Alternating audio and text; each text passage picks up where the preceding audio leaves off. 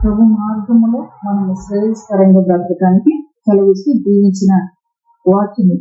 ఆ వాక్యం చేత మనల్ని అలంకరిస్తూ మళ్ళీ చెప్తూ ఉన్నాడు, యెహోవాను స్తుతించి యెహోవా యందు భయభక్తులు గలవాడు, ఆయన ఆజ్ఞను బట్టి అధికముగా ఆనందించేవాడు ధన్యుడు. అనేది దేవుని యొక్క ఆజ్ఞను బట్టి అధికముగా ఆనందించేవాడు ధన్యుడు. దేవుని యొక్క ఆజ్ఞ ఆయనను ప్రేమించమంటున్నాడు. ఆయన్ని ప్రేమించిన మన బ్రతికే మన పొరుగు వారిని ప్రేమించమంటూ ఉన్నాడు. దేవుడికి మహిమ చెప్తూ ఉన్నాడు, యెహోవా యందు భయభక్తులను వాడు ఆయన ఆజ్ఞను బట్టి అధికముగా ఆనందించేవాడు. దేవుణ్ణి ప్రేమిస్తూ ఉన్నానని వ్యక్తం చేయడానికి ఏం చేయాలంటే ఎదుటి వ్యక్తిని ప్రేమించేవారుగా ఆ ప్రేమ కలిగి జీవించడానికి దేవుడు ఇక్కడ ఎంతో మాట్లాడుతూ ఉంటాడు. తర్వాత వాని సంతతి వారు భూమి మీద బలవంతులగుదురు. దేవునికి మహిమ కలిగిన దాకా దేవుని యొక్క ఆజ్ఞను బట్టి, దేవుడిచ్చిన ఆ యొక్క సత్య సువార్తను బట్టి దేవుని నామ మహిమార్థంగా చెబుతూ ఉన్నాడు. నన్ను ప్రేమిస్తున్నారని సహోదరుని ప్రేమించకపోతే అది అబద్ధం అంటున్నాడు. సహోదరుని ప్రేమించి ఏం చేస్తూ ఉన్నాడంటే దేవుని యందు ఆనందిస్తూ ఉన్నాడు. ఇట్లా చేసిన వారి సంతతి భూమి మీద ఏమవుతుందంటే బలవంతులగుదురు. యథార్థవంతుల వంశము దీవించబడును అనేది, యథార్థవంతుల వంశం అనేది దీవించబడుతుంది. ఏ రీతిగా దీవించబడుతుంది అని మనం గమనించినప్పుడు, దావీదు యొక్క జీవితంలో మనం చూస్తే సౌలు తనను తరుముతూ ఉన్నాడు. దావీదు హృదయం దేనితో నిండిందంటే యథార్థతో నిండింది.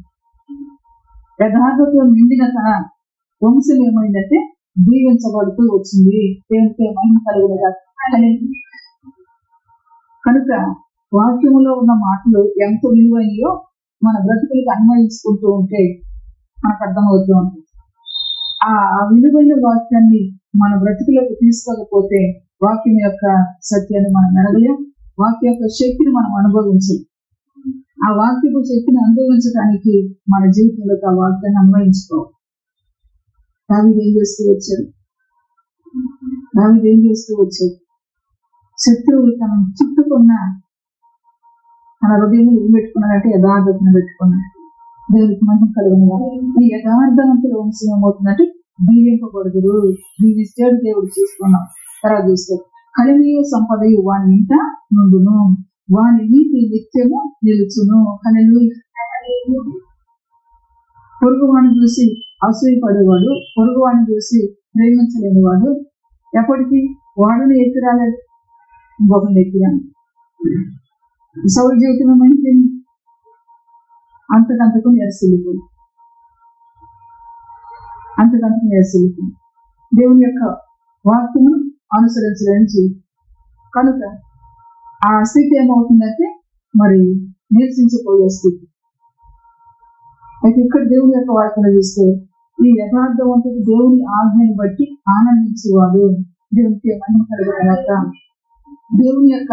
దేవుడిచ్చిన ఆజ్ఞలను మనం అనుసరిస్తూ ఆనందిస్తూ ఉన్నప్పుడు ఆ జీవితాన్ని దేవుడు దీవిస్తూ ఉన్నాడు. వారు దేవుని యొక్క ఆనందించే వారిగా ఉంటారు. తర్వాత చూస్తే వారి యొక్క కలిగి సంపదను ఉండును అని దేవుని యొక్క లేఖనం సెలవిస్తూ ఉంటుంది. దేవునికి మహిమ కలుగునుగాక. తర్వాత వారి నీతి నిత్యము నిలుచును. వారి నీతి నిత్యము కూడా నిలిచేదిగా ఉందని దేవుని యొక్క వాక్యం సెలవిస్తూ ఉంటుంది. కనుక ఈ మాటలు మన జీవితంలో మనము మర్చిపోక దేవుని యొక్క నామ మహిమార్థాన్ని మనం బ్రతుకుతూ మన జీవితంలో ఈ మాటలను తన కార్యాభివృద్ధి జరిగేటట్లుగా మనం ఉంచుకున్నప్పుడు దేవుడు మన నీతిని ఏం చేస్తున్నాడంటే నిలబెడుతూ ఉన్నాడు. దేవునికి మహిమ కలుగునుగాక. అందుకే భక్తుడైన దావీదు మహారాజు అంటూ ఉంటాడు, ఆయన నా యొక్క చేతుల యొక్క నిర్దోషత్వాన్ని చూసి, ఆయన నీతిని చూసి ఏం చేస్తూ వచ్చాడు? ఆయన గొప్ప చేస్తూ వచ్చాడు. దేవునికి మహిమ కలుగునుగాక. కనుక దేవుడు ప్రతి మనిషిని కూడా పరిశీలనగా తెలుసుకునే దేవుడు ఇప్పుడు ఏం చేస్తున్నాడంటే ఆ నీతిని గమనిస్తూ ఉన్నాడు. అందుకే మన జనాలు కూడా మనం నేర్చుకుంటూ వచ్చి దేవుని దగ్గరికి నైవేద్యం తెచ్చి దేవుని దగ్గరికి వాడుకొని తెచ్చిన ఏం చూస్తూ ఉన్నాడు? దేవుడు నీతిని చూస్తూ నీతి ఏంటంటే దేవుని యొక్క ఆజ్ఞ, దేవుడు ఇచ్చిన కట్టడ. ఆయన అనుసరించడమే నీతి అంటున్నాను. కాబట్టి ఆ నీతి నిలిచేదిగా ఉంటుంది. హల్లెలూయా. 4వ వచనం చూస్తే యథార్థవంతులకు చీకట్లో వెలుగు పుట్టును. యథార్థవంతులు దీవించబడుతూ ఉన్నారు. యథార్థవంతులకి చీకట్లో కూడా ఏం కలుగుతున్నట్టు వెలుగు కలుగుతూ ఉంది. అంతే భక్తుడు అంటాడు, గాఢాంధకారపు లోయలు నేను సంచరించను, చీకట్లో ఏం కలుగుతున్నట్టు వెలుగు కలుగుతుంది. దేవునికి మహిమ కలుగుతుంది. అది దేవుణ్ణి ఆశ్రయించిన జీవితం చీకటిలో ఉన్న వెలుగు కలిగించగలిగిన గొప్పది. చీకటి అనగానే మరి మరి భౌతికంగా మనం చూసే చీకటి అయితే మన జీవితాల్లో పరిస్థితులు కూడా, ఆ పరిస్థితుల్లో కూడా దేవుడు ఏం చేస్తూ ఉన్నాడంటే వెలుగుని కలుగజేస్తాడు, మార్గాన్ని చూపిస్తూ ఉన్నాడు, సహాయం చేస్తూ ఉంటున్నాడు, లేకపోతే ఆ భారాన్ని తేలిక చేస్తూ ఉంటున్నాడు. దీన్ని ఏమంటారంటే వెలుగు. దేవునికి మహిమ కలుగుతాడు. వెలుగును కలుగజేస్తూ పుట్టిస్తూ ఉన్నాడు. ఎవరికి అనగా యథార్థవంతులకు. హల్లెలూయా.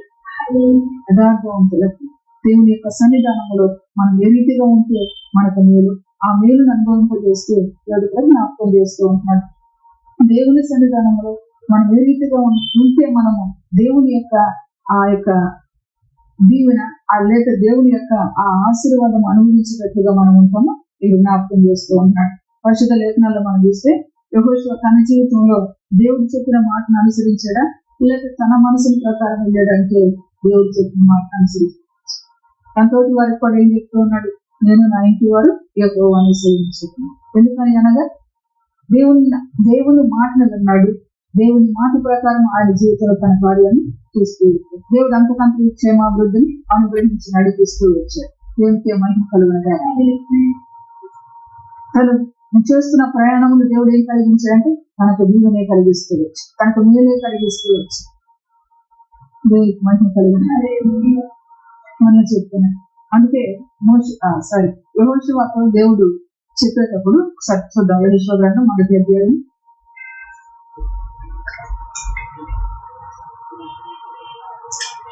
1వ అధ్యాయము 3వ వచనం నుంచి చదువు.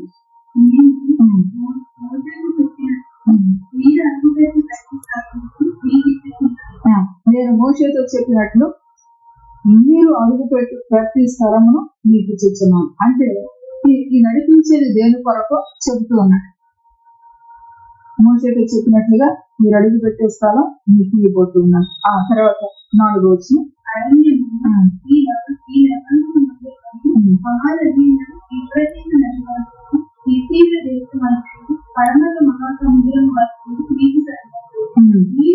మరి ఆ నడిపించే దేశానికి కూడా సరిహద్దులు ఎక్కడెక్కడ వరకు నడిపించబోతున్నాడో అది కూడా తెలియజేస్తూ ఉన్నాడు. దేవునికి మహిమ కలుగునగా. ఎందుకనగా దేవుని మనం ఆశ్రయించినప్పుడు దేవుడు ఏం చేస్తూ ఉంటున్నాడంటే ఆయన నడిపించే దేవుడిగా ఉన్నాడు. ఆ నడిపిస్తూ చెబుతూ ఉన్నాడు, అరణ్యమును ఈ లెబానోను మొదలుకొని మహానది అయిన యూఫ్రటీస్ నది వరకు హిత్తీయుల దేశం అంతయు పడమట మహాసముద్రం వరకును మీకు సరిహద్దు. నీవు బ్రతుకు దినం అన్నిటిను ఏ మనుషులను నీ ఎదుట నిలువలేక ఉండను. నేను మోషేకు తోడైందినట్లు నీకును తోడైందను. హల్లెలూయా. మహిమ కలిగిన దేవుడిగా జ్ఞాపకం చేస్తూ ఉన్నాడు. యథార్థవంతులకి చీకటిలో ఏం కలుగుతుందంటే వెలుగు కలుగుతూ ఉంటుంది. మరి వెళ్ళే పరిస్థితులన్నీ ఎట్లా ఉంది? వెళ్ళే పరిస్థితులంతా శత్రుత్వమైన పరిస్థితి. అంటే దేవుడు ముందుగా ఏం చేస్తున్నాడు? వెలుగును ప్రకాశింపజేసి ధైర్యపరిచి నడిపిస్తూ ఉన్నాడు. అందుకన్నాడు, నీవు బ్రతుకు దినం అన్నట్టును ఏ మనుషులను నీ ఎదుట నిలువలేకపోయిందును. నేను మోషేకు తోడైందినట్లు నీకును తోడైందును. వెలుగైన దేవుడు ఏమన్నాడంటే నేను నీకు తోడే ఉంటాను. వెళ్ళే ప్రదేశాలన్నీ కూడా జయించవలసిన ప్రదేశం, వెళ్ళే ప్రదేశాలన్నీ కూడా శత్రుత్వం కలిగిన ప్రదేశం. కాబట్టి ఆయన వెలుగుగా ఉండి నడిపిస్తూ ఉన్నాడు. దేవునికి మహిమ కలిగినగా. ఈ యొక్క యెహోషువను మనం గమనించినప్పుడు మోషే ఉన్నంత కాలము ఇతడు ఎట్లా ఉన్నాడంటే పరిచారకుడిగా ఉన్నాడు. మోషే యొక్క పరిచారకుడిగా ఉన్నాడు. ఈ పరిచారం చేస్తూ ఉన్నప్పుడు దేవుడు ఇక్కడ ఏం చేస్తూ ఉన్నాడు? గమనిస్తూ ఉన్నాడు. దేవునికి మహిమ కలిగినది. ఒక చోట రాయబడి ఉంటది, మోషే ప్రత్యక్ష గుడారంలోకి వెళ్ళినప్పుడంట యెహోషువ ఆయన వచ్చేంత వరకు కూడా అక్కడే నిలబడ్డాను. అదే నమ్మకత్వం, అదే యథార్థం, దేవునికి మహిమ కలిగిన. మోషే ఎప్పుడొకప్పుడు వస్తాడు, వచ్చినప్పుడు నేను వస్తానులే అని చెప్పేసి ఎక్కడన్నా పోయొచ్చాడు అంటే ఎప్పుడు పోలేదు, అక్కడే ఉంది. త్రోవను చూపించే దేవుడుగా చెప్పి మన నమ్మకత్వాన్ని చూస్తూ ఉంటాడు, మన యథార్థతను ఆయన చూస్తూ ఉంటాడు. మాట ఉంటూనే ఉంటాం, నమ్మకత్వాన్ని కోల్పోయి యథార్థతను కోల్పోయేవాడు. అయితే ఈ యెహోషువ మోషే దగ్గర పరిచారకులుగా ఉన్నప్పుడు ఏం చేస్తూ ఉన్నారంటే నమ్మకస్తుడుగా యథార్థవంతుడుగా నడుస్తూ. కనుక దేవుడు మరి ఆ యొక్క యెహోషువను ఏర్పాటు చేసుకున్నట్లుగా మనం చూస్తూ ఉంటున్నాం. తర్వాత గమనించినప్పుడు 6వ వచనం, నిన్ను విడువను తిని ఎడబాయను, నిబ్బరము కలిగి ధైర్యంగా ఉంటున్నాను. వారికి ఇచ్చేదనని నేను వారి పితరులతో ప్రమాణం చేసిన ఈ దేశంలో నిశ్చయముగా నీవు నీ ప్రజల స్వాధీనము చేసేదవు. హల్లెలూయా.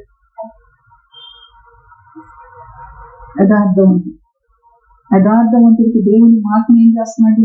నిశ్చయం చేస్తూ ఉంటున్నాడు. దేవుని మాటను ఏం చేస్తూ ఉన్నాడు? నెరవేరుస్తూ ఉంటున్నాడు. దేవుడికి మహిమ కలుగుతున్నాడు.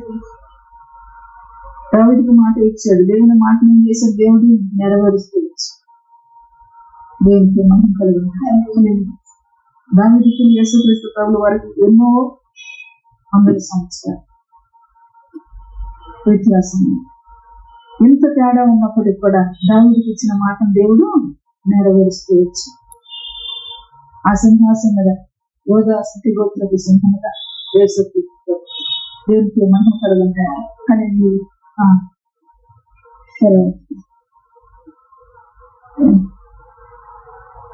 ఏడవచ్చు, అయితే నీవు నిపుణము కలిగి జాగ్రత్త పడి బహుధైర్యముగా నుండి నా సేవకుడిని మోసి నీకు ఆజ్ఞాపించిన యువతి వత్వం నా మోసే నీకు ఆజ్ఞాపించిన ధర్మం అంత తప్పున చేయవలను. ఇక్కడ దేవుడు ఏం చేస్తున్నాడు? ఆజ్ఞాపిస్తూ ఉన్నాడు. నా ఎదుటి ఎవరో నిలవలేరు, మీరు అడుగుపెట్టింది నాకు ఇచ్చేస్తాడు అని మన ఇష్టం వచ్చినట్లుగా మనం నడవడానికి వెళ్ళి, అందుకే చెప్తూ ఉన్నాడు ఈ వచనాల్లో చూస్తే, ఆయన ఆజ్ఞను బట్టి అధికముగా ఆనందించేవాడు ధన్యుడు. ఆ ఆజ్ఞను అనుసరిస్తున్నప్పుడు వారి సంతతి బలవంతులు అవుతూ ఉన్నారు, యథార్థవంతులు అవుతున్నారు, దీవించబడుతూ ఉన్నారు. తర్వాత వారికి చీకటిలో కూడా వెలుగు కలుగుతూ ఉంది. ఇప్పుడు అక్కడ ఉన్న పరిస్థితులన్నీ చీకటికరమైన పరిస్థితి. ఆ వెలుగు కలగాలి అంటే చెబుతూ ఉన్నాడు దేవుడు.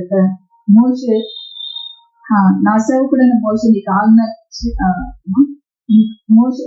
ఆజ్ఞాపించిన ధర్మం అంతటి చొప్పున చేయవలను. వేరొకటి చెప్తుంది మోషే ఆజ్ఞాపించిన ధర్మం అంతటి చొప్పున చేయవలను అని జ్ఞాపకం చేస్తూ ఉన్నాడు. ఆ ఆజ్ఞ ఎందు ఆనందించే రీతిగా మనకు యెహోషువ ఏం చేస్తూ ఉన్నాడంటే ఆ ధర్మం ప్రకారం వెళ్తూ ఉన్నాడు. దేవునికి మహిమ కలుగుతున్నాడు. నీవు నడిచే ప్రతి మార్గమున చక్కగా ప్రవర్తించినప్పుడు నీవు దాని ముందు కుడికి గాని ఎడమకు గాని కలగకూడదు. దేవుడు ప్రత్యేకంగా వచ్చి మళ్ళీ యెహోషువకి ఏం చెప్తున్నాడు? మోషే ఇచ్చిన ధర్మశాస్త్రం దాని ప్రకారం నీవు వెళ్ళి నా సేవకుడైన మోషే నీకు ఆజ్ఞాపించిన ధర్మం అంతటి ప్రకారం నీవు వెళ్ళి. ఒకటే మార్గం, ఒకటే దేవుడు. మోషేకి ఇచ్చింది దేవుడు, మోషే తెచ్చింది దేవుని దగ్గర నుండి. మోషే నేర్పించే మాటలు దేవుని మాట. కాబట్టి అదే ధర్మం ప్రకారం వెళ్ళు అంటున్నాడు. ఇక్కడ కొత్త ధర్మం ఏది? యెహోషువకు చెప్తుంది అదే ధర్మం ప్రకారం వెళ్ళు. ఆ వెళ్ళినప్పుడు నీ మార్గాన్ని నువ్వు చక్కగా ప్రవర్తించదు. నీవు దాని నుండి కుడికి గాని ఎడమకు గాని కలగకూడదు. పరిశుద్ధాత్మ దేవుడు తన సంగతులను దేవుని యొక్క సంగతిని మనకు జ్ఞాపకం చేస్తూ, మనము చెడిపోయిన స్థితిలో మన బ్రతుకులుంటే చెడులోనే ఉంచదు. సంగతులు జ్ఞాపకం చేసి ఏం చేస్తాడంటే వెలుగును కలిగిస్తాడు. దేవునికి మహిమ కలుగునుగా. అందుకే ఇక్కడ చెప్తూ ఉన్నాడు, వెలుగును కలిగిస్తూ ఉన్నాడు, వెలుగును పుట్టిస్తూ ఉన్నాడు, చీకట్లో వెలుగును పుట్టిస్తూ ఉన్నాడు. దేవునికి మహిమ కలుగు. తర్వాత యథార్థవంతులకు చీకట్లో వెలుగు పుట్టింది. వారు కటాక్షమును వాత్సల్యతయు నీతి గలవారు. ఈ వెలుగు ప్రకాశించింది ప్రజలు ఏమన్నారంటే వారు కటాక్షమును వాత్సల్యతయు నీతియు గలవారు. యెహోషువలో ఏముంది? కటాక్షం ఉంది అనుకునే ఏం చెప్తూ ఉన్నాడు వాళ్ళకు? చూడండి, యెహోషువ గ్రంథం 20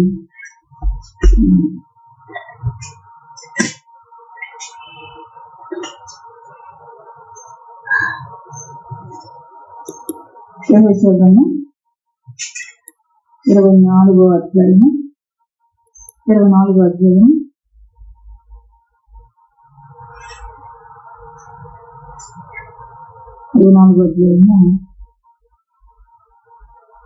5వ వచనం చదువు.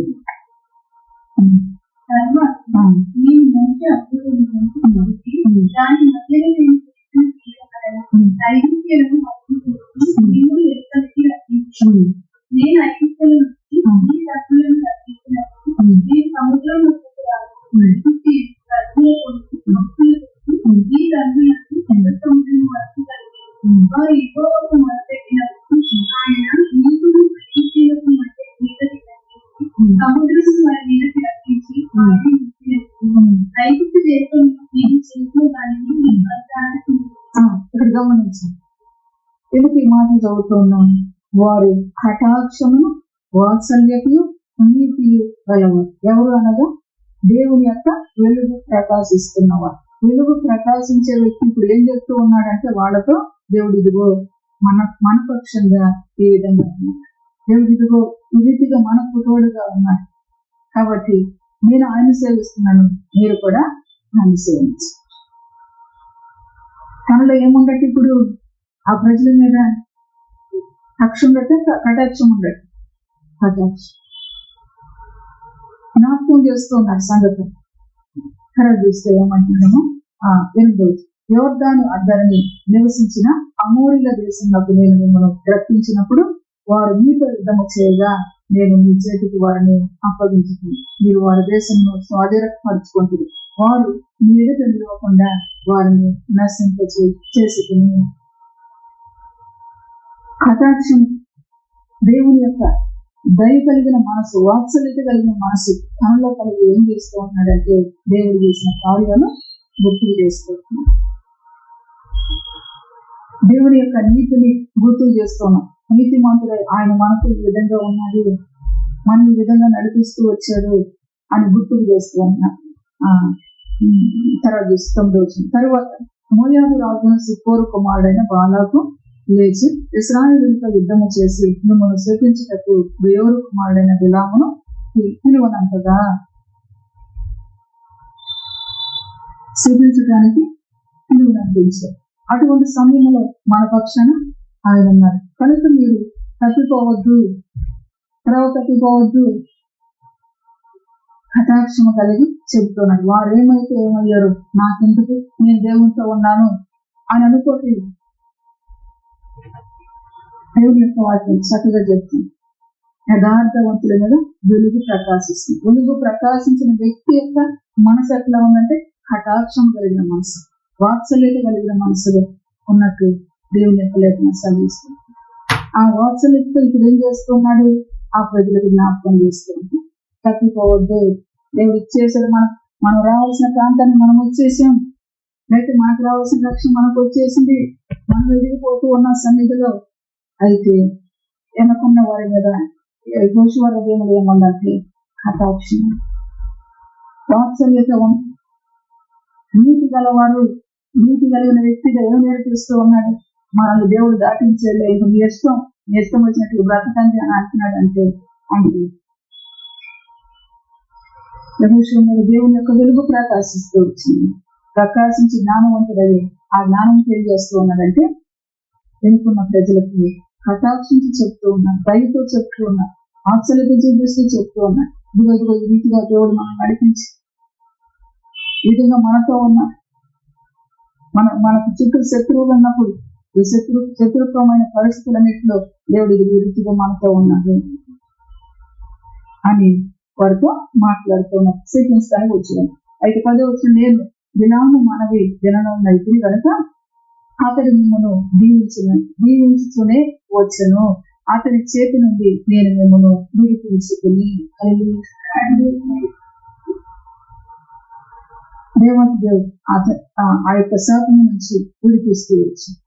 ఈ కార్యము ఇంట్లో కూడా యెహోషువ మళ్ళీ ఏం చేస్తున్నాడంటే వారందరినీ పిలిపించి మాట్లాడుతున్నారు. అంటే యెహోషువ ఉదయంలో ఏమన్నట్టు మొదటి వచ్చిన చూడండి ఒకసారి అర్థం. అది అధ్యాయం 24. యెహోషువ ఇశ్రాయేలు గోత్రంలో వారి అందరినీ షెకెములో పోగు చేసి వారి పెద్దలను, వారి ప్రధానులను, వారి న్యాయాధిపతులను, వారి నాయకులను పిలిచి యెహోషువ జనులందరితో ఇచ్చాను. జనులందరికీ నా నాయకత్వంలో మీరు ఈ విధంగా ఉన్నారు, నా నాయకత్వంలో ఇట్లా జరిగింది అట్లా జరిగిందని మన గురించి చెప్తున్నారు.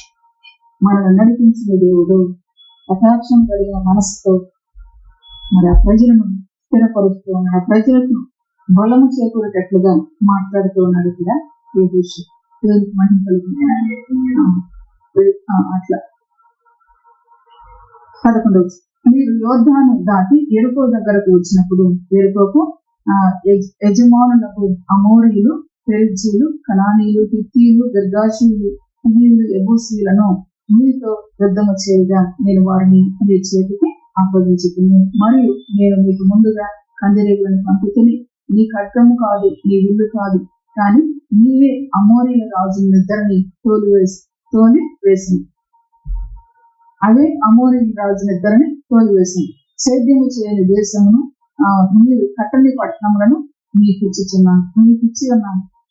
మీరు వాటిలో నివసిస్తున్నారు. మీరు నాటిని ద్రాక్ష తోటల పండ్లు, ఒలీవ తోటల పండ్లను తినుచున్నారు. కాబట్టి మీరు యెహోవా యందు భయభక్తులు గలవారై ఆయనను నిష్కపటముగా సత్యముగాను సేవించు. మీ పితరులు నది అద్దరికి ఐగుప్తులోను సేవించిన దేవతలను కలగదోసి యెహోవానే సేవించుడి, కలగలేసిన యెహోవానే సేవించుడి. దేవునికి మహిమ కలుగుతారు. మోషేకు దేవుడు చెప్తున్నాడు, మోషే నీకు ఆజ్ఞాపించిన ధర్మం ప్రకారం వెళ్ళు అంటున్నాడు. ఇప్పుడు యెహోషువ ఏం చెప్తున్నాడు? అదే ధర్మాన్ని చెప్తున్నాడు. ఈయన నడిపించాడు, ఈయన నాయకుడయ్యాడు, ఈయన దేవుడు వాగ్దానం చేసిన భూములకు తీసుకొచ్చాడని చెప్పేసి అతడేం అట్లా ఏం చేస్తున్నాడు? కటాక్షము కలిగి ఏ సంగతులు ఎరగాలో ప్రజలు ఆ సంగతులు ఎరిగేటట్లుగా జ్ఞాపకం చేస్తూ ఉన్నారు. దేవునికి మహిమ కలిగిన తర్వాత 15. యెహోవాను సేవించుట మీ దృష్టికి కీడని తోచినగా మీరు ఎవరిని సేవించగరు? నది అందరినీ మీ పితరులు సేవించిన దేవతలను సేవించగరు. అమోరీయుల దేశంలో మీరు నివసించుతున్నారే, వారి దేవతలను సేవించగరు. నేడు మీరు కోరుకును, మీరెవరిని సేవింప కోరుకున్నాను, నేను నా ఇంటి వారును యెహోవాను సేవించదమను. యథార్థవంతుడై చెప్తూ ఉంది. యథార్థమైన సంగతులను జ్ఞాపకం చేసి దేవుడు ఈ రీతి మన పక్షాన మనం నడిపిస్తూ వచ్చి, కాబట్టి నేను ఆయనే సేవిస్తాను. ఆయన వెలుగు ప్రకాశిస్తున్న ఆయన జనులకు వెలుగుగా ఏం చెప్తున్నాడంటే దేవుని గురించిన సంగతి. దేవునికి మహిమ కలిగిన నీతి గల వారు. 5వ వచనం, దయాళులను అప్పిచ్చేవారును భాగ్యవంతులు, న్యాయ విమర్శలో వారి రాజ్యము గెలుచును. దయగలిగిన వాడు అప్పిచ్చేవాడు భాగ్యవంతుడు. దయగలిగి అప్పించడానికి ఈ దయలేనివాడు నువ్వే కట్టుకో అప్పు అన్నాడు అనుకో. ఇప్పుడు ఎవరు భాగ్యవంతులు? ఎవరు భాగ్యవంతులు? వాక్యం చెప్తుంది. సత్యాన్ని మనం అడగ, సత్యానికి చోటిచ్చి బ్రతకమంటుంది. అప్పు తీసుకున్నవాడు క్రూరుడై, అప్పు తీసుకున్నవాడు మరి మూర్ఖుడై మాట్లాడినా దేవుని యొక్క వాక్యం చెప్తుంది నువ్వు భాగ్యవంతుడు. ఎందుకు చేశాడు? ఎందుకు అప్పిచ్చాడు? దయతో అప్పిచ్చి, దయతో అప్పిచ్చి. దయాళులు అప్పిచ్చిన వారును భాగ్యం. న్యాయ విమర్శలో వారు వ్యాజ్యము గెలుచును. న్యాయ విమర్శలో వారి యొక్క వ్యాజ్యము గెలుచును. దేవునికి మహిమ కలిగిన. ఎందుకనగా వాక్యం చెప్తుంది దయగల వారు ధైర్యం రాజ్యం గెలుస్తుంది.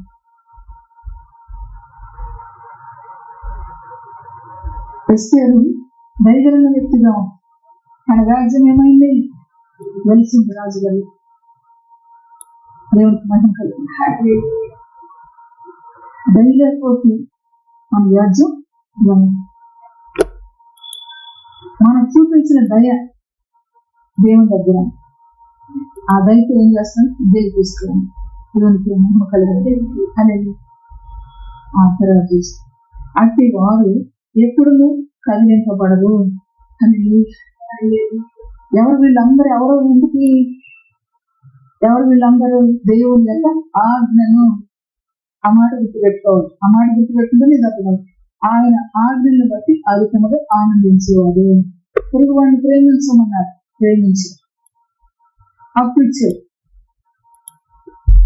లేకపోతే తనకు కావాల్సింది అనుగ్రహిస్తూ వచ్చాడు. ఎవరిని బట్టి?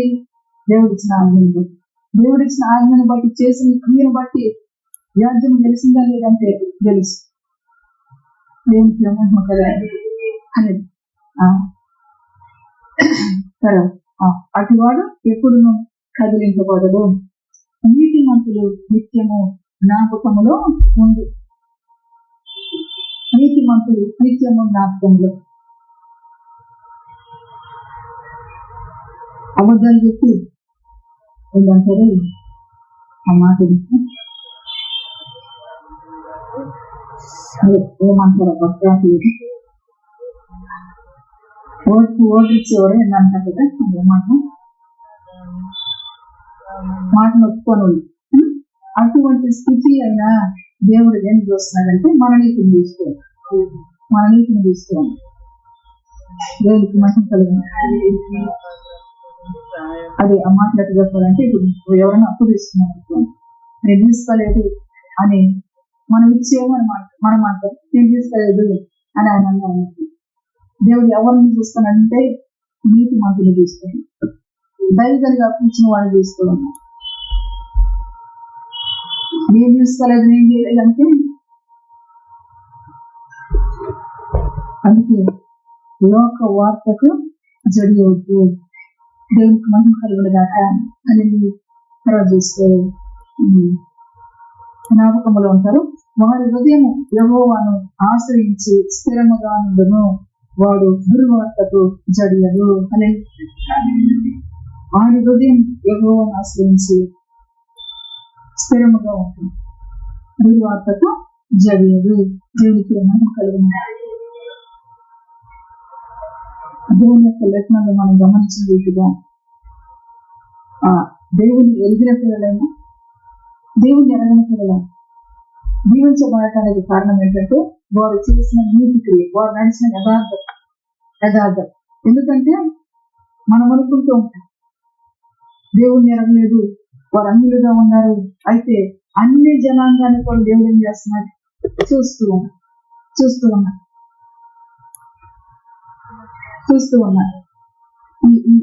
ఈ సంగతి తెలియక ప్రజలు వేగం చూపిస్తూ ఉంటారు. వేగం చూపించే వారిగా ఉండకూడదు.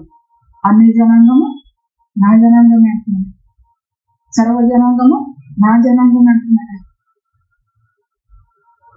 వాడు దేవుని యందు భయభక్తులు కలిగి ఉంటున్నారు. అపోస్తలుడైన పౌలు ఎదెన్సు పట్టణానికి వెళ్తే ఏం చూశాడు? అక్కడ వారి యొక్క అతి భక్తిని చూస్తూ వచ్చి దైవాసక్తిని వారిలో చూస్తూ వచ్చారు. మహిమ కలిగింది. కాబట్టి వాడు నీతిమంతుడైతే దేవుడు వాడిని ఏం చేస్తున్నాడంటే స్థిరపరుస్తూ ఉన్నాడు, కదలని వాడుగా ఉంచుతూ ఉన్నాడు. దేనికి మహిమ కలిగింది. ప్రార్థిస్తూ వాని హృదయము యెహోవాను ఆశ్రయించి స్థిరముగా ఉండును.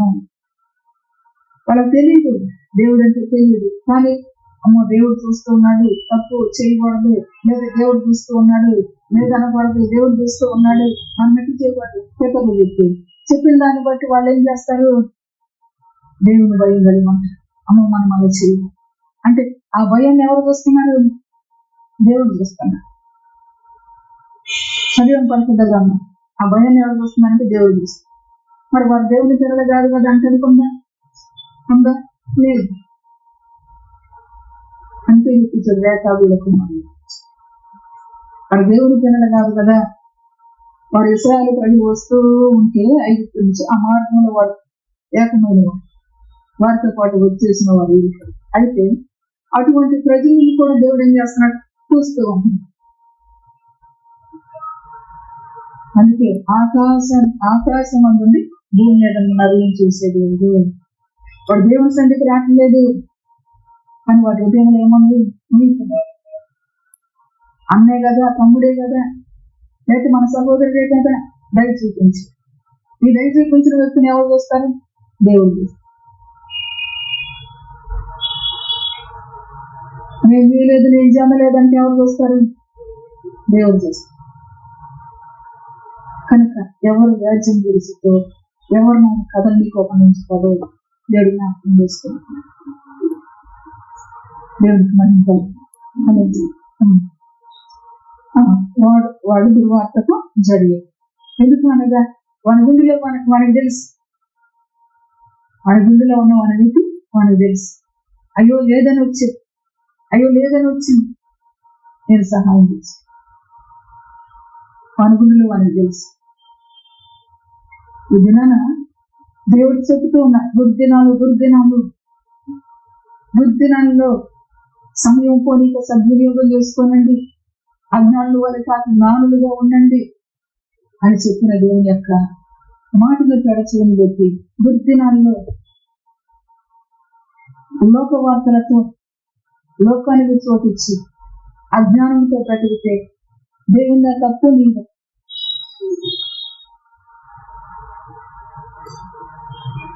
దేవుడు తీసుకున్నాడు, తీసుకుని ఇది దుర్దినాలు నామతో భర్త అన్నాడు. దేవుని యొక్క వాక్యం నన్ను ఆదరించింది, దేవుని యొక్క వాక్యపు శక్తి నన్ను బలపరిచింది, నన్ను ఆమె పలుకున్నాడు. ఇలా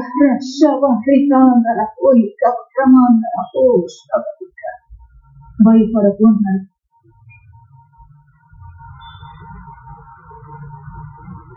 దేవుని యొక్క సంగతులు మనం ఎరిగి దేవుని బట్టి ధైర్యం తెచ్చుకునే వారిగా మనం భయం ఉంది, ప్రేమ రకాబులు ఏముంది, భయం ఉంది, ప్రేమ ఉంది, ఇతరుల్ని సన్మానించే మనసు.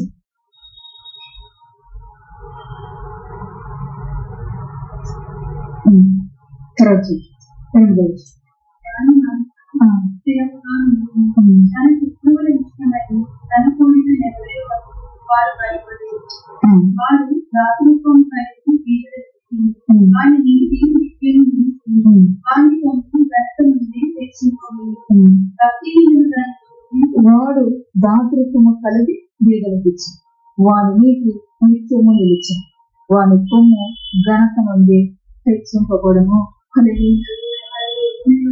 మహిమ కలిగిన దేవుని దగ్గర బ్రతికే విధానం ఇది. దేవునికి మహిమ కలిగిన దాక మహిమ కలిగిన దేవుని చాటున దాగే విధానం ఇది. దేవునికి మహిమ కలిగిన కాబట్టి దేవుని యొక్క రెక్కల నెలలో మనము ప్రభు సన్నిధికి వస్తూ ఉన్నాం. మన నీతి గురించి దేవుని దగ్గర అడుగుతూ ఉన్నాం. అందుకే పదే చెప్పించి ప్రార్థన చేపించారు. మీ వాటిని రాకపోయినా దేవుడు పలికిస్తున్నాడు. పలుకు ఏమన్నా పలకమన్నాడు, నేను నా ఇంటిలో.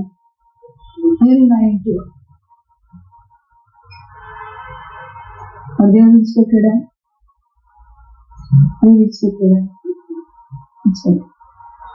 దేవుని మాట పలిచాను. దేవుని విడిస్తే అది ఖరాబ్ చేస్తుంది.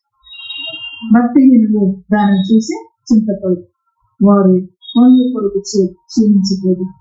భక్తిహీనుల ఆశ భాగమైపోయింది.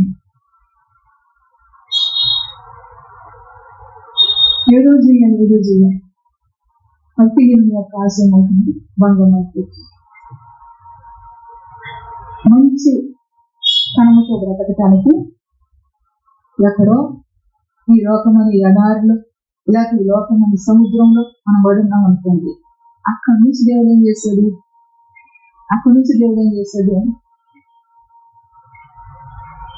తెచ్చుకుని, అయ్యా నువ్వు నా కుమారుడివి అని తెచ్చుకున్నావు, అమ్మ నువ్వు నా కుమార్తెవి అని తెచ్చుకుని యెహోషువకు చెప్తూ వచ్చి, అందులో మోషే నీకు ఇచ్చిన ధర్మమంతటిని అనుసరించి నడవమంటే అదే మాటలు చేస్తుంది. యథార్థత నడిచిన వ్యక్తి ఏం చేస్తున్నది? జయిస్తూ వచ్చి, అది నువ్వు నా కుమారుడివి, ఇదిగో ఈ మాట ప్రకారం నడువు అంటే మనకి తల దిరిసెట్టిపోతుంది.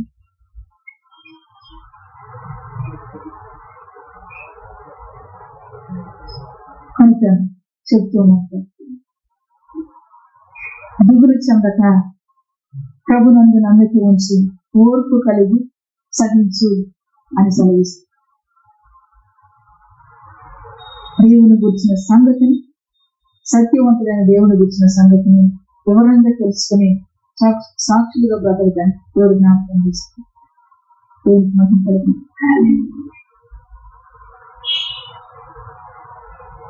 తోటి బిడ్డల వలె నా బిడ్డలు లేవు అనే ముందు తోటి బిడ్డల వల్ల నా బిడ్డలు ఉన్నాయంటే నేనేం చేయాలి?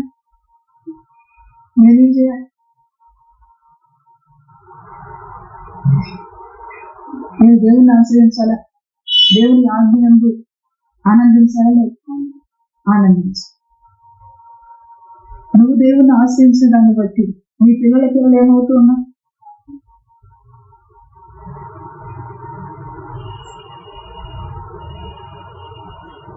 దేవుని తృణీకరించేవారుగా ఉంది. దేవుని తృణీకారం ఉండేటట్లుగా ఉండకూడదు. ఎన్నో మార్లు ఆయన చారు తీసుకుంటున్నాం, మళ్ళీ ఏం చేస్తాం? తృణీకరిస్తాం, మళ్ళీ దూరం. ఇటువంటి పరిస్థితులను బట్టి దేవుడు ఏమంటున్నాడంటే, ఎవరైతే ఆమెను బట్టి ఆనందిస్తాడో వాని జీవితం ఇది. ఆ రీతిగా ఆనందించలేని వాడు ఏమవుతున్నాడు? రాస్తూ భక్తిహీనుడు దానిని చూసి చింతపడుదురు. వీడి కొమ్ము హెచ్చించబడుతుంది, వీడు కనికరించబడుతూ ఉన్నాడు. అయితే భక్తిహీనుడు ఏం చేస్తున్నాడంటే దాన్ని చూసి చింతపడుతుంది. నిలబెట్టుకుని నిన్ను ఆశీర్వదించాలని కదా దేవుడు నడిపిస్తుంది. చార తీసుకుని కన్న తండ్రిగా బ్రతికించాలని కదా ఆయన చార తీసుకుంటుంది. మరి కాదని పోయి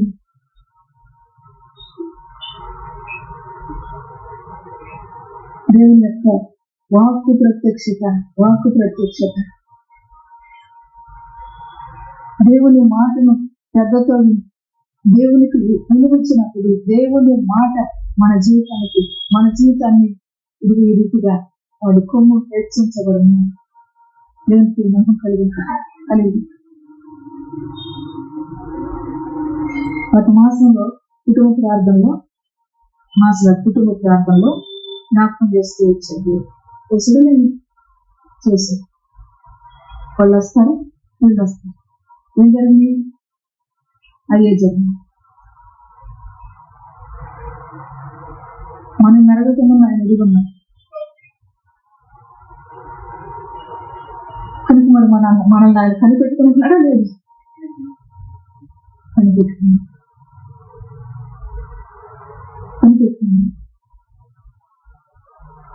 దేవుని బట్టి ధైర్యం తెచ్చుకో నా కుమార్తె అన్న అని ప్రభు సెలవిస్తుంది. దేవుని బట్టి ధైర్యం తెచ్చుకో, నిందకు ప్రతిగా రెట్టింపు గణపను దీవిస్తూ ఉన్నాడంటున్నట్టు దేవునికి మహిమలు. ఆ స్థితిని చూడాలంటే మనము దేవుని బట్టి ఆనందించాలి. దేవుని యొక్క ఆనందం. ద్వేషిస్తూ ఉన్నాడు సహోదరుడు, ద్వేషిస్తూ ఉన్నాడు సహోదరు మనసులో ఏమన్నా అదే భావం, అదే భావం. ఆ భావం ఉన్నప్పుడు దేవుడు మనల్ని ఆకర్షించదు. దేవుడికి మహిమ కలిగింది. అదే కాబట్టి వ్యక్తిగత జీవితాన్ని, కుటుంబ జీవితాన్ని, సంఘ జీవితాన్ని మేలు చేసే దేవుని యొక్క మహిమ కలిగిన మాటలను దేవుడు మన ముందుకు తీసుకొచ్చి సహాయం చేసుకోవచ్చు.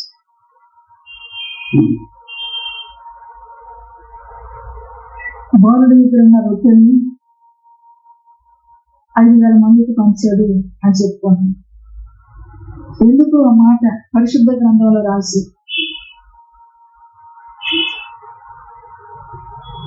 చిన్న బాలుడి దగ్గర ఉంది అంట? ఎందుకు ఆ మాట పరిశుద్ధ గ్రంథంలో రాసి?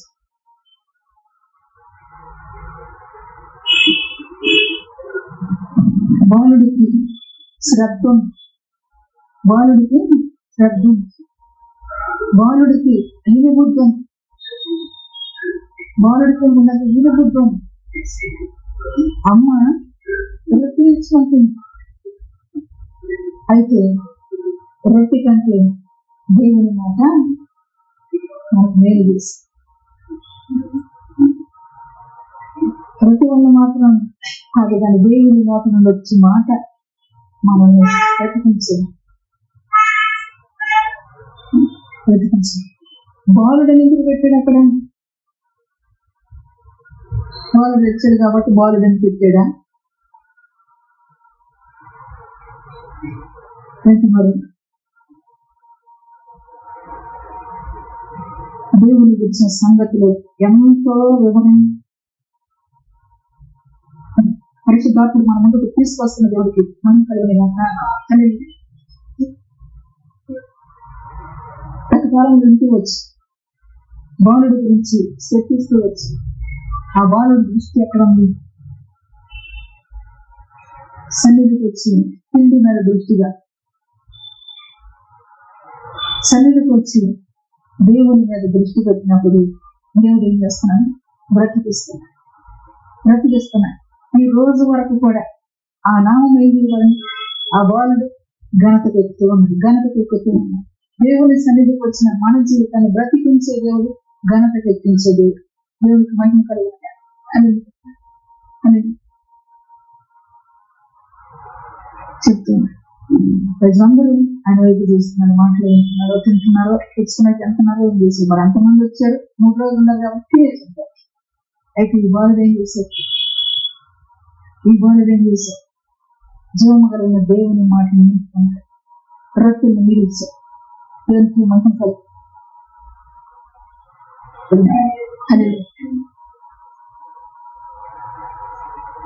7,000 మంది ఏం చేశారు?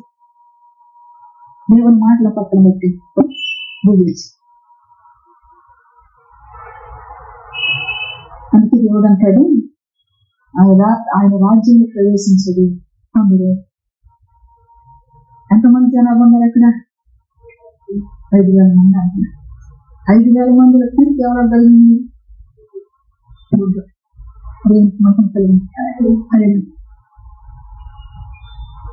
దేవుని మాట మన వద్దకు వచ్చిందంటే మనల్ని బ్రతికించాలి. దేవుని మాట మన వద్దకు వచ్చిందంటే మనకు జీవం పోసేమా. దేవుని మాట మన వద్దకు వచ్చిందంటే మనల్ని గంటకు ఎక్కించేమా, తీర్పు కలిగించేమా. కనుక ఆ మాటను మనం తడిచేది పెట్టవచ్చు.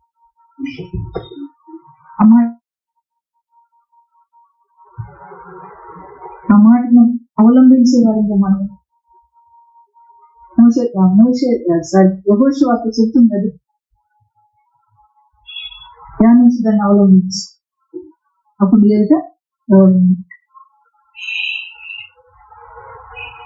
పరిశుద్ధాత్మ దేవుడు మనల్ని పలకరించి, పరిశుద్ధాత్మ దేవుడు మన గుండెకు కావాల్సిన ధైర్యం ఇచ్చి, పరిశుద్ధాత్మ దేవుడు మన ఆత్మకు కావాల్సిన బలం ఇచ్చి మహిళ పొందే దేవుడుగా చేసిన సహాయం అంతటిని బట్టి ఆయనకి స్థితిగా మనం కలుగున పరిశుద్ధ వాక్యం మన వినికిడిలో దీవించిన వాక్యం.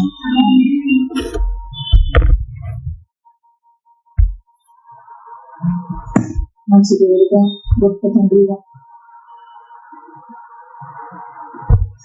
మీరు వాక్యం బట్టి జలిసిపోకుండా దేవుని ఆయన ఆజ్ఞను అనుసరిస్తూ ఆనందించే వారిగా ఉండదు.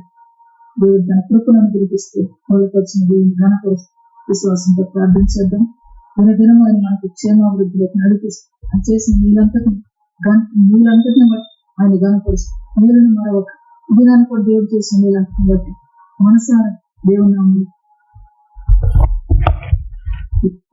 జీవితాన్ని బలపరిచిన దేవుడు నమ్మకి, దేవుడు నా జీవితానికి మార్గం చూపించిన దేవుడు అని నమ్మకి, దేవుని యొక్క భాగ్యము అనుభవించే రీతిగా సహాయం చేసిన దేవుడిని విశ్వసిస్తూ ప్రార్థన పూర్వకంగా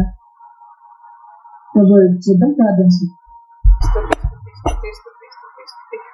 స్తోత్రం యేసయ్యా, నీకు స్తోత్రం, నీకు స్తోత్రం, నీకు స్తోత్రం, నీకు స్తోత్రం, నీకు స్తోత్రం, స్తోత్రం యేసయ్యా.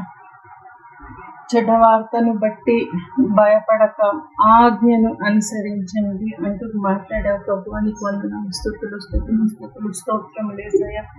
జ్ఞానమును అడిగిన వారికి జ్ఞానమును ఇవ్వు అంటున్నావు ప్రభువా, నీకు వందనాలు, స్తుతులు, స్తోత్రములు చెల్లించుకుంటున్నాను ప్రభువా. నీ పరిశుద్ధ లేఖనాల నుంచి తండ్రినైనా నువ్వు మాట్లాడిన తండ్రినైనా జ్ఞాపకం చేసుకుంటూ చదవమన్న వాక్యాన్ని చదువుతున్నాను ప్రభువా, సహాయం చేయమని వేడుకుంటున్నాను. గలతీయులకు రాసిన పత్రిక 3వ అధ్యాయము 10వ వచనం. గలతీయులకు రాసిన పత్రిక 3వ అధ్యాయము 10వ వచనం. ధర్మశాస్త్రమును విధించిన క్రియలకు సంబంధులందరూ శాపమునకు లోనై ఉన్నారు. ఎందుకనగా ధర్మశాస్త్ర గ్రంథమందు వ్రాయబడిన విధులన్నీ చేయుటయందు నిలకడగా ఉండని ప్రతి వాడును శాపగ్రస్తుడని వ్రాయబడి ఉన్నది. ధర్మశాస్త్రము చేత ఎవడును దేవుని ఎదుట నీతిమంతుడని తీర్చబడడని సంగతి స్పష్టమే. ఏలయనగా నీతిమంతుడు విశ్వాసము మూలముగా జీవించును. ధర్మశాస్త్రము విశ్వాస సంబంధమైనది కాదు గాని దాని విధులను ఆచరించువాడు వాటి వలననే జీవించును. ఆత్మను గూర్చిన వాగ్దానము విశ్వాసము వలన మనకు లభించున్నట్లు అబ్రహాము పొందిన ఆశీర్వాదము క్రీస్తు యేసు ద్వారా అన్యజనులకు కలుగుటకై క్రీస్తు మన కోసము శాపమై మనలను ధర్మశాస్త్రము యొక్క శాపము నుండి విమోచించెను. నీకు స్తోత్రం, నీకు స్తోత్రం, నీకు స్తోత్రం, నీకు స్తోత్రం, స్తోత్రం, స్తోత్రం. అవును దేవా, నీ వాక్యంలో చెప్పినట్టు ప్రభువా, ఏ ధర్మశాస్త్రం నుంచి శాపము మేము పొందిన వారిగా ఉండినప్పుడు తండ్రి నాయన, ఆ శాపం నుంచి నీవు సిలువలో మరణించి తండ్రి నాయన నీ ప్రశస్తమైన రక్తమును ప్రోక్షించి ఆ శాపమును నువ్వు తీసుకుని ప్రభువా, శాపగ్రస్తుడివై వేలాడినప్పుడు ప్రభువా, మా కోసం మమ్మల్ని చూసి మా కొరకు తండ్రి నాయన ప్రాణం పెట్టిన దేవుడిగా నువ్వు ఉన్నావు ప్రభువా. ఎంతో ఇష్టముతో ప్రేమతో చనిపోయావు ప్రభువా. ఎంతో ప్రేమతోటి తండ్రి నాయన నీ పరిశుద్ధాత్మను నువ్వు ఇచ్చావు తండ్రి నాయన. ఆత్మను తండ్రి నాయన మేము అనుసరించాలని తండ్రి నాయన, ఆత్మ బోధించే బోధకు తండ్రి నాయన మేము వినాలని లోబడాలని ఎంతో ఇష్టముతో తండ్రి నాయన నువ్వు చేస్తున్న క్రియలన్నిటినీ బట్టి నీకు వందనాలు, స్తుతులు, స్తోత్రములు తండ్రి నాయన. అవును తండ్రి నాయన, శాపముకు ముందు ఆజ్ఞ ఇచ్చావు ప్రభువా. నీ ఆత్మ ఏకం చేసుకుంది, ఏకం చేస్తున్న ఆత్మను విడతీయత్తు అని చెప్పావు ప్రభువా. అంతే ప్రభువా, చెప్పిన దానికి తండ్రి నాయన లోపడుకొనటకు తండ్రి నాయన జ్ఞానం ఇచ్చే దేవుడు నువ్వు ఉన్నావు తండ్రి నాయన. ఏ శాపం నుంచి విడుదల పొంది ఏ శాపము పొందుకుంటున్నామో చూడలేకపోతున్నాను ప్రభు. సహాయం చేయి, సహాయం చేయి. నువ్వు నీ ప్రేమతో ఇచ్చిన ఆత్మను హత్తుకోవాలి ప్రభు. నీ నూతన నిబంధనను హత్తుకోవాలి. సహాయం చేయి. నువ్వు గాయపడుతుండగా తండ్రి నన్ను చూసి తండ్రి నాయన చూడనట్టు ఉండకుండా సహాయము చేయి, సహాయము చేయి, సహాయము చేయి. నువ్వు ఎంతో ప్రేమతో విలువ పెట్టిన ప్రాణముకి నాయన బదులుగా ఇచ్చావు ప్రభు. నీ ఆత్మను నీ ఆత్మను నీ ఆత్మను నీ ఆత్మను నీ ఆత్మను పరిశుద్ధుడు నీ ఆత్మనిచ్చావు, నీ ఆత్మనిచ్చావు, నీ ఆత్మనిచ్చావు ప్రభు. ఆత్మను ఆత్మను ఆత్మను ఆత్మను ప్రేమతో పొందుకున్న ఆత్మను తండ్రి నాయన నేను కూడా తండ్రి నాయన వద్దనకుండా ప్రభువా నిన్ను హత్తుకొని శాపంకి దూరంగా నేను కూడా ఉండటకు సహాయం చేయి, సహాయం చేయి, సహాయం చేయి. పరిశుద్ధుడా నువ్వు చేస్తున్న మేలులన్నిటిని బట్టి, నువ్వు కడుతున్న జీవితాన్ని బట్టి, నువ్వు చేస్తున్న సిద్ధపాటుని బట్టి నీకు వందనాలు, స్తుతులు స్తుతులు స్తుతులు స్తోత్రములు స్తోత్రములు స్తోత్రములు స్తోత్రములు. పరిశుద్ధుడా నీ మేలులను బట్టి నీ మేలులను బట్టి నీకు స్తోత్రములు, నీకు స్తోత్రములు, నీకు స్తోత్రములు. నీ జ్ఞానము పరిశుద్ధ జ్ఞానమే దాయించుకొని ప్రభువా సహాయము చేయి, సహాయము చేయి, సహాయము చేయి ప్రభువా, సహాయము చేయి. నీ శక్తి సామర్థ్యములతో సహాయం అందిస్తున్న దేవానికి వందనాలు, స్తుతులు స్తుతులు స్తుతులు స్తుతులు స్తుతులు స్తుతులు స్తుతులు స్తోత్రములు స్తోత్రములు స్తోత్రములు స్తోత్రములు స్తోత్రములు స్తోత్రములు. నువ్వే జయించు ప్రభు, నువ్వే జయించు, నువ్వే జయించు, నువ్వే జయించు ప్రభు. నీ ప్రేమే జయించాలి ప్రభు, నీ ప్రేమే జయించాలి, నీ ప్రేమే జయించాలి. నీ ప్రేమ విలువ గొప్పది ప్రభు. ధృవీకరించకుండా సహాయం చేయి, సహాయం చేయి, సహాయం చేయి. ఆమేన్.